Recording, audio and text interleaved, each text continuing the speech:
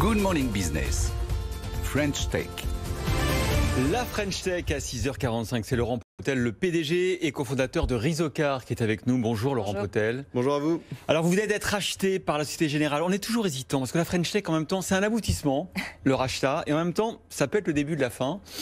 Si l'acquéreur finit par vous manger tout cru, ça va se passer comment avec la Générale ? Alors déjà, on est optimiste et on est ambitieux. Donc, l'une des raisons de ce rachat et du fait qu'on ait décidé de vendre, parce que c'est ça aussi, c'est qu'on a décidé de vendre, c'est qu'on croit qu'il y a une vision commune avec Société Générale, que ça va nous permettre d'accélérer d'un point de vue industriel, que ça correspond vraiment à notre vision avec Vincent Deboeuf et Tristan Pilon qui sont les dirigeants de l'entreprise aujourd'hui avec moi. Et finalement, c'est une bonne nouvelle. Je pense qu'il faut se réjouir de ça. Il y a peu d'acteurs en France qui achètent des startups et encore moins dans l'automobile. Mais ça va vous apporter quoi à vous ? Parce qu'on va se parler très franchement, on est entre nous là. C'est une belle success story de la French Tech. Rizocar, vous avez une croissance de 100% l'an dernier. Vous avez 7 millions d'annonces sur votre site. Je rappelle le modèle, il n'y a pas de stock en fait, vous mettez en relation. Exactement. Bref, ça marche super bien. Qu'est-ce que vous va vous apporter d'être acheté par une banque, à part d'avoir de l'argent ? Alors finalement, quand on crée une entreprise, et c'est ça le sujet en start-up, c'est concilier la croissance très forte et puis la vision long terme. Je pense que là, on va concilier les deux avec Société Générale qui a une très très forte vision sur les systèmes de plateforme, la capacité qu'on a chez Rizocar de générer du trafic. Il y a 2 millions de visiteurs par mois qui se connectent sur le site, d'embarquer des offres. Donc là, on va évidemment parler de financement comme le crédit, mais aussi le leasing, la LOA. L'assurance. Ce sont vraiment des nouveaux moyens de financer sa voiture. Il y aura des packages en fait maintenant grâce à votre actionnaire. Exactement, et puis on parle d'assurance évidemment, et puis il y a beaucoup d'autres synergies possibles avec la distribution de produits, alors soit via rizocar.com, soit sur d'autres canaux comme les agences du groupe par exemple. Oui, ça permet aussi aux personnes qui sont à la Société Générale d'accéder à vos offres sans passer par un concessionnaire évidemment. Alors nous, le principe c'est de rassembler ces annonces et de rassembler ces offres sur un site, donc rizocar.com. Quand on a fait ça, on a des conseillers, donc on est à Boulogne-Billancourt, on a des conseillers qui vont accompagner le client sur toutes les démarches. Donc on va faire la recherche du véhicule, on va trouver un véhicule certifié, faire la livraison, la garantie, l'immatriculation. Et effectivement, ce qu'on permet aux clients aujourd'hui et puis aux conseillers en agence demain probablement avec des systèmes de plateforme concrets. Donc il y a déjà un site qui existe qui permet d'avoir des offres de leasing spécifiquement pour les clients Société Générale et Crédit du Nord. Et donc ça nous permet d'avoir une offre sur laquelle ces clients vont pouvoir se connecter, avoir un package de leasing, donc de LOA, avec lequel ils peuvent prendre un véhicule pendant une durée donnée et puis ensuite renouveler cette expérience dans 2, 3 ou 4 ans. C'est intéressant de vous écouter parce que vous parlez beaucoup, et je pense que c'est le bon modèle, vous parlez beaucoup de celui qui va acheter la voiture. C'est-à-dire qu'en fait, il vous dit quel est son projet, quel type de véhicule il veut, et votre algorithme va lui trouver le véhicule correspondant. C'est ça l'idée. Côté vendeur, comment vous vous assurez que ces véhicules sont bien certifiés, qu'ils sont en bon état ? Quel est votre rôle dans cette partie-là ? Alors nous, on a 2 façons de procéder. Une façon historique, on va dire, qui est d'envoyer des spécialistes vérifier les véhicules. Donc on a 4000 spécialistes en Europe. Physiquement, vous envoyez des gens ? Voilà, exactement. Et puis après, on voit qu'avec le temps passant, on travaille beaucoup avec certains vendeurs, on travaille beaucoup avec certaines typologies de vendeurs. Certains concessionnaires ? Certains concessionnaires. Et certains marchands, et voilà, beaucoup d'acteurs différents sur le marché. Et ce qu'on va faire là, c'est qu'on va certifier le vendeur. Et nous, dans notre process, ça nous permet du coup d'avoir des véhicules certifiés que Rizocar va directement vendre, là pour le coup. Et pour le client, parce qu'il ne faut pas se tromper, le client, dans ce marché européen, si on regarde l'expérience d'achat, son expérience d'achat sur le véhicule d'occasion, c'est la pire en Europe. Ah oui. Et c'est la pire parce qu'en fait finalement il n'y a jamais eu de changement dans le modèle de distribution, ça a toujours été des stocks vendus à des clients. La grande différence de Rizocar, c'est ça, c'est justement de ne pas avoir de stock et de s'adapter à la demande du client. C'est ça qui fait la différence. Parlez-nous un peu du marché de l'occasion en 2020 avec cette période des doubles confinements. Qu'est-ce qui s'est passé sur le marché de l'occasion? On voit commencer à sortir des études, par exemple, sur la voiture électrique, en disant que les Français rêvent d'avoir une voiture électrique.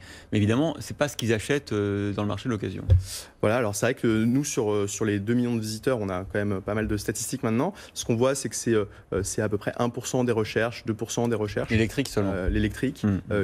C'est un marché qui est en train de se structurer sur l'occasion, donc on a besoin de plus d'offres pour générer la demande sur l'occasion. Il y a un sujet d'obsolescence de la technologie, évidemment, Bien sûr, de la batterie. Et à appréhender pour les clients. Après, sur la question... Et le diesel essence, comment ça se passe? Alors diesel essence, on a vu ces dernières années, on était à 60% de recherche sur du diesel et 40% sur de l'essence. On a eu une bascule, donc maintenant c'est plutôt l'inverse. Mais le diesel résiste très bien parce que faut reconnaître que ça correspond à un usage aussi. Des personnes qui roulent beaucoup ont plus intérêt à prendre un diesel à tout point de vue, un point de vue économique et puis point de vue aussi écologique.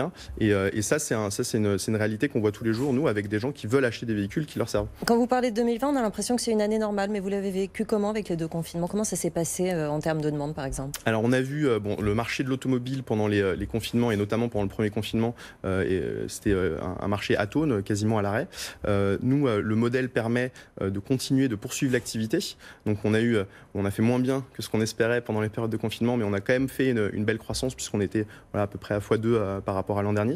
Ce qu'il faut savoir, c'est que tous les parcours commencent sur Internet. C'est 97% des parcours qui commencent sur Internet.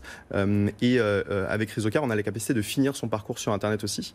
Donc nous, on vend des véhicules à des gens qui ne les ont pas vus qui les reçoivent chez eux, sur le lieu de leur travail. Quand les remontées mécaniques étaient ouvertes au pied des pistes, on le faisait aussi. Et ça, on le fait avec la meilleure expérience client possible. Vous assurez la livraison jusqu'au client, en fait. Exactement. Du véhicule. Voilà, tout à fait. Où qu'a été le véhicule au départ? Exactement. Donc en France, que le véhicule vienne de France, d'Europe. Donc on travaille en Europe. Et ça nous permet de proposer, en partant du client, on part de son besoin, on comprend le besoin. Nous, la première chose qu'on vend chez Rizocar, c'est de la confiance. Et une fois qu'on a bien compris le besoin et qu'on a entamé cette communication avec le client, là on va chercher le meilleur véhicule pour lui. Est-ce que vous avez un peu exploité, c'est pas du tout une critique ni un mot vulgaire, les différences de prix qui peuvent exister sur certains marchés européens, on pense notamment à l'ancienne Europe de l'Est. Est-ce que vous avez pu jouer là-dessus et faire bénéficier les consommateurs français de véhicules peut-être un peu différents mais beaucoup moins chers? Alors nous, les véhicules viennent essentiellement de France, d'Allemagne, du Benelux, un petit peu d'Italie et d'Espagne. Le principe, c'est d'avoir des véhicules qui sont sécurisés. Finalement, il y a une notion prix, il y a une notion d'arbitrage de prix entre les différents pays et même en France, entre les différentes régions. Le sujet, c'est pas uniquement le prix quand on achète chez Rizocar, c'est aussi et surtout acheter avec un acteur de confiance. C'est acheter son véhicule et être serein sur les premiers mois d'utilisation et même au-delà. Donc nous, ce qu'on fait, c'est on prend le parcours client et on fait en sorte que les contraintes du marché ne s'appliquent pas au parcours pour avoir le meilleur parcours. Comment vous avez réussi? Parce que vous dites que de A à Z, les clients finalement ne voient pas la voiture, ils la choisissent en ligne, à distance. Comment vous avez réussi à établir la confiance jusqu'au bout du processus pour combler la visite, le toucher simplement du produit par le client? Alors ça s'est fait avec le temps. Au début, on vendait des voitures, c'était la face nord de la vente automobile. On vendait des voitures qui ne nous appartenaient pas, des gens qui ne les avaient pas vues, qui ne nous connaissaient pas, ils les payaient avant. C'est beaucoup. Ça faisait beaucoup de difficultés. On voit qu'au bout de 6-7 ans, on a réussi à la fois industrialiser ce process et puis devenir un vrai acteur de confiance. Et ça, c'est important. Donc, je pense que le premier sujet, c'est d'être transparent. On a des valeurs de transparence très fortes chez Rizocar qui sont sur un marché opaque, on va dire généralement, qui sont vraiment très bien perçus par les clients. On est très exigeant avec la qualité des véhicules, donc on achète le véhicule comme si c'était le nôtre, et c'est ça qui fait la différence. Voilà, Rizocar donc racheté par la Société Générale, combien ? C'est un montant qui n'est pas dévoilé. Caramba, encore raté. Merci beaucoup Laurent Potel, PDG et cofondateur de Rizocar, d'avoir été ce matin l'invité de la matinée.